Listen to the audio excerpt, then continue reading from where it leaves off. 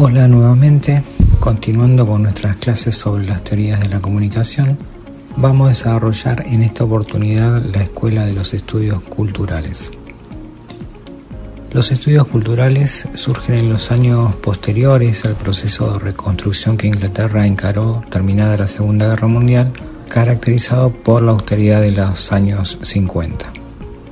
En la posguerra, la sociedad inglesa presenta un elevado nivel de consenso social respecto a reconstruir el país a partir de un estado de bienestar. A mediados de los 60, este consenso empieza a romperse. Una generación que no había vivido la guerra cobra protagonismo. Una generación que había comenzado a romper las rígidas barreras entre clases sociales, con cierto poder económico y con referentes culturales muy diferentes a los de sus padres. Pasamos a detallar algunos de los fenómenos económicos, políticos y culturales que sacuden el conservador escenario social de la isla a partir de los años 60. En primer lugar, la recuperación económica y el afianzamiento del estado de bienestar que los laboristas implantaron desde el gobierno.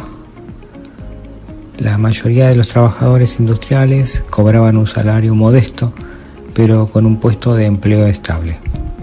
Muchas familias ya llevaban varias generaciones trabajando en las mismas fábricas de acero, minas de carbón o los astilleros y vivían en comunidades donde todos se conocían y primaban la identidad y la solidaridad de clase.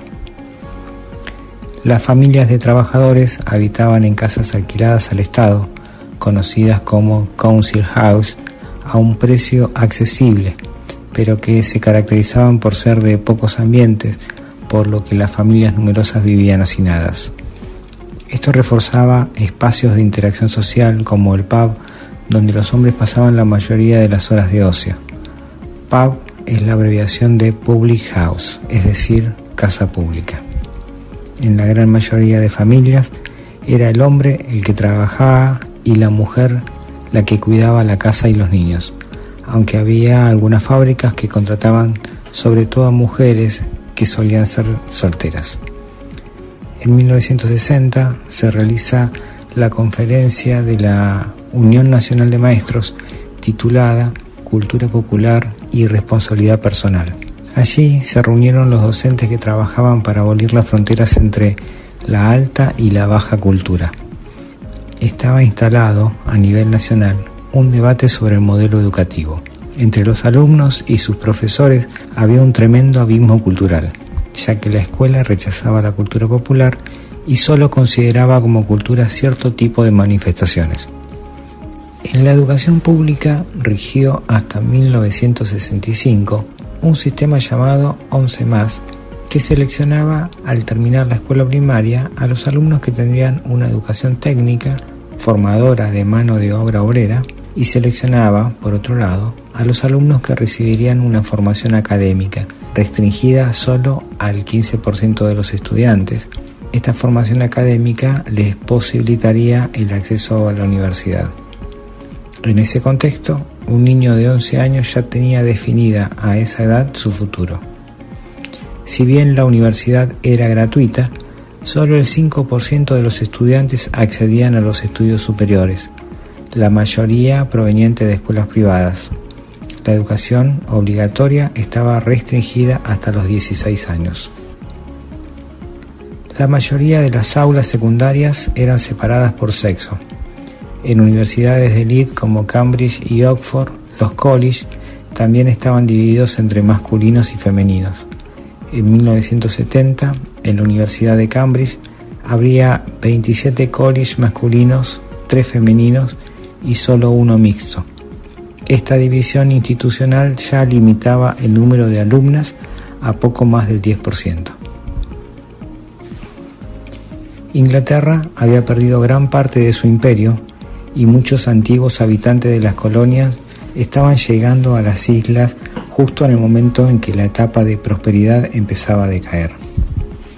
Eran miles de ciudadanos de las ex colonias británicas que llegaban al Reino Unido a partir de 1950, principalmente para reconstruir las grandes ciudades de las secuelas de la guerra.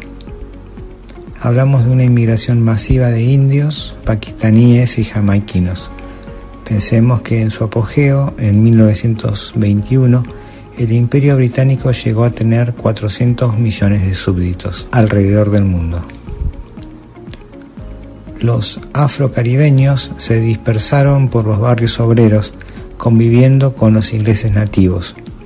Por la cercanía cultural, los jóvenes se integraron rápidamente en la sociedad obrera inglesa y gracias a su aportación se fundaron nuevas tribus urbanas como los Rude Boys, los Mod o los Skinhead.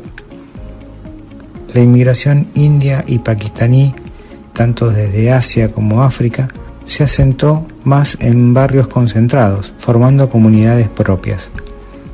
Debido a diferencias culturales más pronunciadas, su presencia en la sociedad británica no fue tan bien recibida y en varias ciudades hubo oleadas de violencia racistas. En el plano musical, los Beatles se transformaban en la encarnación de los ideales progresistas, extendiendo su influencia al plano social y cultural, excediendo largamente lo estrictamente musical. Paralelamente, el género rock se convierte en masivo, motorizando la venta de discos y llenando estadios. En el plano de la moda y la cultura en general, se habla de una americanización de la cultura popular. En este contexto se fundó en 1964 el Centro de Estudios Culturales Contemporáneos en la Universidad de Birmingham. Se entiende por estudios culturales una traducción de estudios focalizados en la relación entre medios de comunicación y cultura popular que surge como reacción, por un lado, al conservadurismo del funcionalismo y por otro, al elitismo y la preponderancia que se les da a los medios desde el enfoque marxista. Los estudios culturales no son en sí una teoría, sino más bien un campo de estudios de temáticas similares y los podríamos caracterizar como una renovación de los instrumentos del pensamiento crítico. El paradigma dominante en el campo de los estudios de comunicación a nivel internacional era en ese momento, como ya vimos en clases anteriores, el funcionalismo. Tomando como punto de partida la armoniosa democracia estadounidense, el funcionalismo concibe los medios como elementos neutrales dentro de un sistema que funciona como un organismo en el que cada parte tiene su función. De esta forma, la función de los medios sería la de asegurar el consenso social. Sin embargo, los estudios de esta corriente están lejos de ser neutrales desde el momento en que sus financiadores son las empresas e instituciones que buscan optimizar la llegada al público, ya sea para vender productos o para lograr votos. La cuestión de la propiedad de los medios era uno de los tópicos centrales de la teoría crítica, ya que para Marx la base económica de una sociedad determina todo lo demás. Por lo tanto, la investigación en comunicación se centra en estudiar qué intereses están detrás de los mensajes de los medios. Es en la década del 60 cuando la Escuela de Frankfurt comienza a tener popularidad tanto en las universidades como en la calle, de la mano de los levantamientos juveniles alrededor del mundo. Los críticos sostenían que las industrias culturales son instrumentos del capitalismo cuya función principal es alienar al proletariado.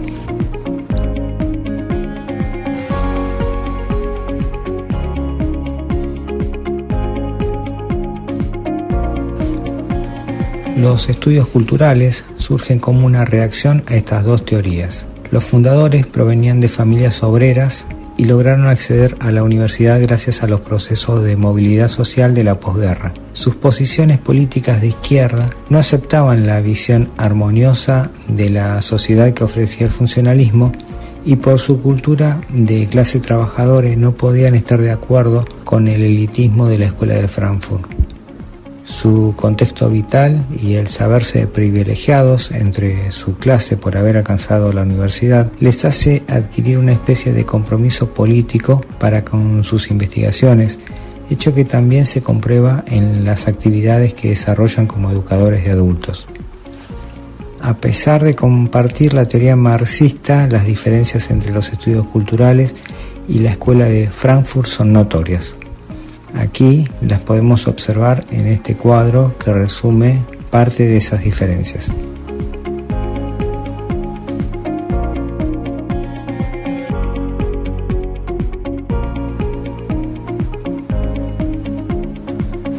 Los estudios culturales critican los métodos de investigación cuantitativos que habían dominado la investigación funcionalista, denunciando su empirismo y su pretensión de objetividad. Las investigaciones en este campo van a venir fundamentalmente de la mano de dos métodos cualitativos, el análisis textual y la etnografía. El análisis textual era una vía lógica de investigación, ya que los iniciadores de los estudios culturales llegaron a este campo desde los estudios literarios. Partiendo de la semiótica, del interés por los signos y los códigos, evolucionaron hacia el estudio de la combinación de estos en textos. La propuesta fundamental de la semiótica aplicada en este campo es que toda manifestación cultural, ya sea un cuadro, un disco o un tipo de ropa, puede ser leído como un texto.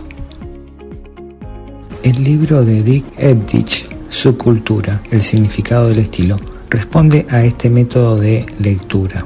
Es un estudio de las culturas juveniles británicas, en especial el punk, buscando cuáles son sus elementos significativos, desde objetos hasta experiencias, y cómo se combinan esos elementos para producir significados.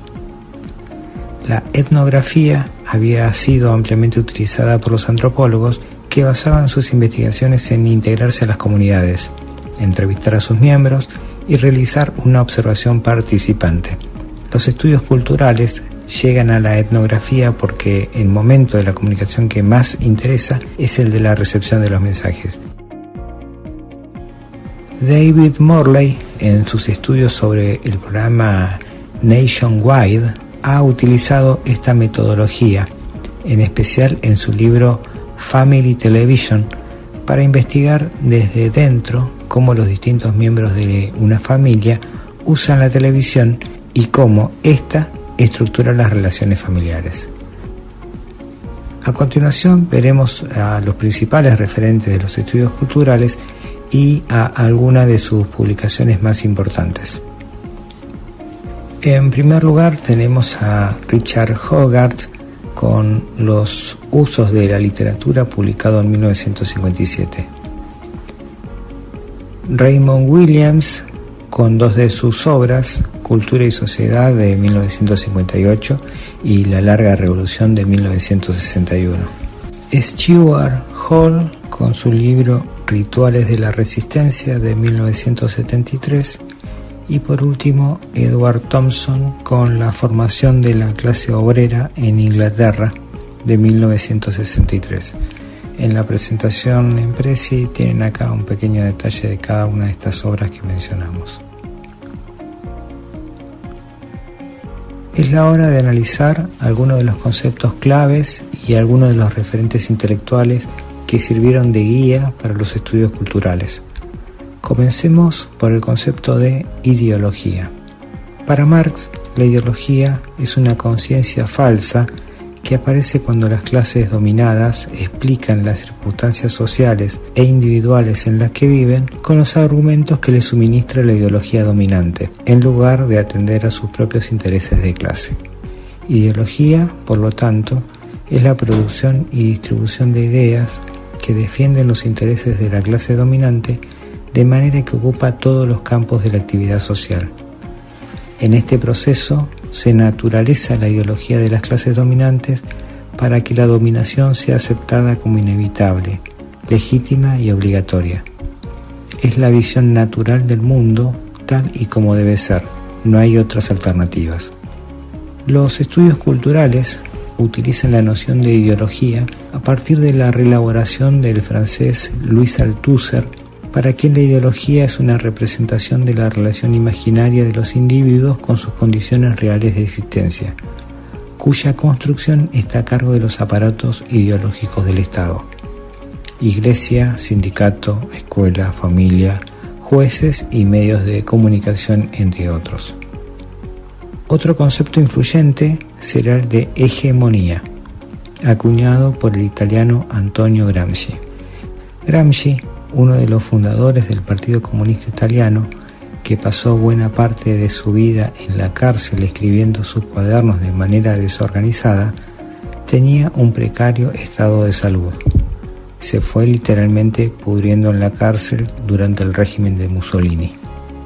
Esto es importante para entender por qué Gramsci no desarrolla una teoría, sino que apunta ideas y define conceptos, que luego de morir serán recogidos y sistematizados por otros. Para Gramsci, el poder se logra a través de la construcción de la hegemonía de un grupo sobre todos los demás. Esta dominación no se logra por las fuerzas, sino por la construcción de un ámbito simbólico, un discurso socialmente compartido en el que los distintos grupos se reconocen. Esta no es una situación estática, sino que los grupos dominantes reconstruyen la hegemonía constantemente para que las demandas de los grupos subordinados aparezcan representadas. Por ejemplo, podemos analizar el cambio producido por los colectivos feministas en lo que se supone es el rol, la imagen y los derechos de las mujeres desde principios del siglo hasta la actualidad. Se han dado grandes avances y en cada momento histórico parece que la igualdad es un hecho, pero la apariencia esconde una realidad aún desigual en las condiciones de trabajo, los salarios, la ocupación de cargos jerárquicos o el derecho a que cada mujer pueda disponer libremente de su cuerpo. La ideología aparece como el sentido común, hace olvidar que la sociedad y por lo tanto el poder no tienen nada de natural, sino que son construcciones sociales y por lo tanto existe una mano, un grupo social, que define los términos de esa construcción. Williams había definido la cultura como la forma en la que hombres y mujeres dan significado a su experiencia. Por lo tanto, la hegemonía está inserta en la cultura, en sus valores, significados y prácticas. El interés de los estudios culturales se centra en ver cómo opera la hegemonía en las distintas prácticas culturales y cómo puede ser resistida para crear nuevos significados no dominados por los intereses de las clases dominantes. La cultura es el conjunto de producciones materiales y no materiales, como por ejemplo los símbolos, los significados, las normas, los códigos, las creencias y los valores, que caracterizan a un grupo social o a una sociedad. Williams acuña el concepto de materialismo cultural y lo define como la vinculación entre cultura y condiciones materiales de existencia, relacionando la cultura con otros dos conceptos de los que no podía estar separada, la economía y la sociedad. Así, base material y superestructura se constituyen en conceptos solidarios y no jerárquicos. Al abordar el concepto de cultura, Williams retoma del marxismo la idea de que la cultura y la producción están inextricablemente vinculadas y que la educación y el acceso a ciertos bienes culturales están restringidos a una clase dominante. Pero se opone a la noción de que el cambio cultural puede encauzarse y prescribirse, ya que la cultura, en tanto conjunto de significados compartidos colectivamente, se produce al interior de una comunidad cambiante y en respuesta a una experiencia de vida. No podemos dar una definición acabada, fija y categórica de la cultura de una época determinada, sino que debemos considerar las relaciones de oposición, rechazo, incorporación o diálogo con otros movimientos y tendencias contemporáneas. Para realizar un análisis profundo sobre cualquier cultura y entenderla en su complejidad, hay que observar las tradiciones, instituciones y formaciones. Vamos a ver cada uno de estos títulos. Tradiciones selectivas son el modo en que han sido construidas las tradiciones y el modo en que la hegemonía en esa sociedad considera determinado segmento del pasado como el pasado significativo. Las instituciones son aquellas organizaciones dentro de una sociedad que funcionan como espacios que emanan ideología, valores, significados y creencias hegemónicos en una sociedad. Por ejemplo, la escuela o la iglesia. Es lo más fácil de analizar por tratarse de espacios materializados y fácilmente identificables. Las formaciones son los movimientos y las tendencias surgidos en la vida intelectual o artística que tienen una influencia significativa o decisiva sobre el desarrollo activo de una cultura. Presentan una relación variable y a veces oculta con instituciones formales. Cabe tomar en cuenta que no solo existen formaciones vinculadas con la hegemonía dominante, sino además hay formaciones alternativas o en oposición a ella. En cada punto del proceso histórico de una cultura se presentan ciertos elementos variables e históricamente variados, en cuyo análisis contamos con 3 dimensiones: lo dominante, lo residual y lo emergente. Un proceso cultural es considerado como un sistema que funciona bajo ciertos rasgos dominantes. La cultura dominante está integrada a los mecanismos sociales hegemónicos que operan sobre las culturas subalternas. Para ejemplificar estos conceptos, vamos a referirnos a la industria musical. Por ejemplo, Diego Torres, Lali y Wisin, jurados del show televisivo de alcance regional Talento Fox, serán nuestros referentes de lo hegemónico, estrellas consagradas del pop, respaldados por multinacionales y promocionados por los medios. En el campo subalterno podemos observar 2 tipos de expresiones, lo residual y lo emergente. Lo residual son aquellos elementos que se gestaron en el pasado, que forman parte del legado cultural de nuestros ancestros y que se retoman para favorecer la estructura de lo actual, de lo dominante, aunque también pueden ser alternativos o de oposición a lo hegemónico.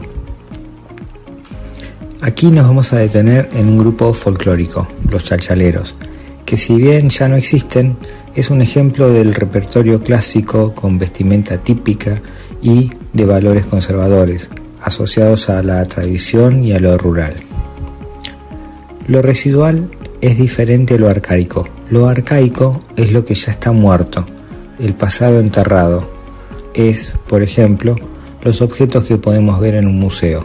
Lo emergente trata de los nuevos significados, valores, prácticas y tipos de relaciones que se crean continuamente. Los elementos emergentes son difíciles de distinguir de lo alternativo o de lo de oposición. Solo en el futuro se sabrá si efectivamente aportó a la construcción de una hegemonía alternativa o fue absorbido por la hegemonía contemporánea. La escena del trap latino, que surgió como un movimiento emergente y alternativo dentro del panorama cultural de Latinoamérica, actualmente se puede referenciar con artistas absorbidos por el mainstream, otros con llegada masiva pero autogestivos, y los que están en pleno ascenso aceptando las reglas del juego planteadas por la cultura hegemónica. Entonces, ¿dónde está la contrahegemonía? Desde un sentido político y cultural, la realidad de toda hegemonía es que mientras por definición es siempre dominante, nunca lo es de un modo absoluto o exclusivo. En todo momento, las formas de oposición o alternativa de la cultura y la política constituyen elementos significativos de la relación de fuerza general en la sociedad, entendiendo lo alternativo u opuesto como formas que han tenido un efecto decisivo en el propio proceso hegemónico. Una hegemonía estática, dice Williams, del tipo indicado por las abstractas definiciones totalizadoras de una ideología o una concepción del mundo dominante, puede ignorar o aislar tales alternativas y tal oposición. Pero en la medida en que estas son significativas, la función hegemónica decisiva es controlarlas, transformarlas o incluso incorporarlas. ¿Cuál es el lugar que ocupa entonces la cultura alternativa de oposición o contracultura? Puede decirse que todas o casi todas las iniciativas y contribuciones, aun cuando sean manifiestamente alternativas o de oposición, en la práctica se hallan vinculadas a lo hegemónico. He aquí la profundidad de la hegemonía cultural. Para decirlo más simple, la cultura dominante produce y limita a la vez sus propias formas de contracultura. Para cerrar esta clase, vamos a referirnos a un aporte de Stuart Hall, director del Centro de Estudios Culturales Contemporáneos entre 1968 y 1979. En Codificación y Decodificación en el discurso televisivo, propone 3 modos de leer los discursos de los medios. Lectura preferente. Implica que el mensaje se decodifica en los mismos términos en los que ha sido codificado, es decir, el receptor acepta la ideología contenida en el mensaje y la incorpora a su realidad social. Lectura negociada. Ocurre cuando el receptor advierte los valores preferentes del mensaje, pero les contrapone sus propios valores, adaptando el mensaje a sus propias necesidades mediante la aplicación de lógicas particulares o concretas y decodificando solo lo que refleje su posición e intereses. Lectura oposicional. El receptor, comprendiendo la lectura preferida que el texto propone, se niega a adaptarse a él, por estar en desacuerdo con el mismo. Los estudios culturales van a centrar su atención en cómo se producen las lecturas negociadas y cómo los medios de comunicación intentan producir lecturas preferentes para mantener la hegemonía.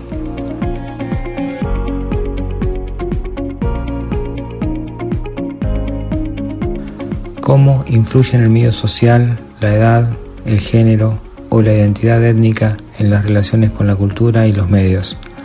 Cómo se entiende la recepción de los programas televisivos por parte de los distintos públicos. Los estilos de vida de los jóvenes, ¿son formas de resistencia?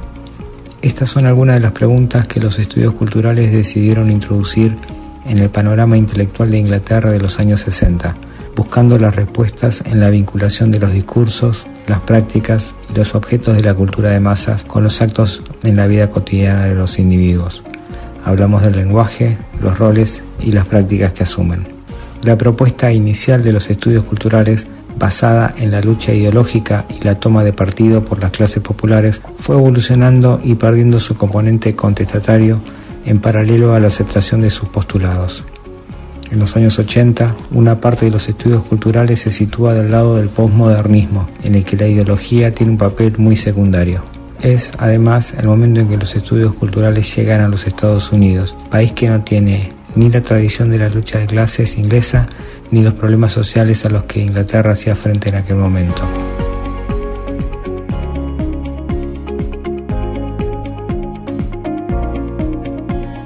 Muchas gracias por la atención prestada. Nos reencontraremos en la próxima clase.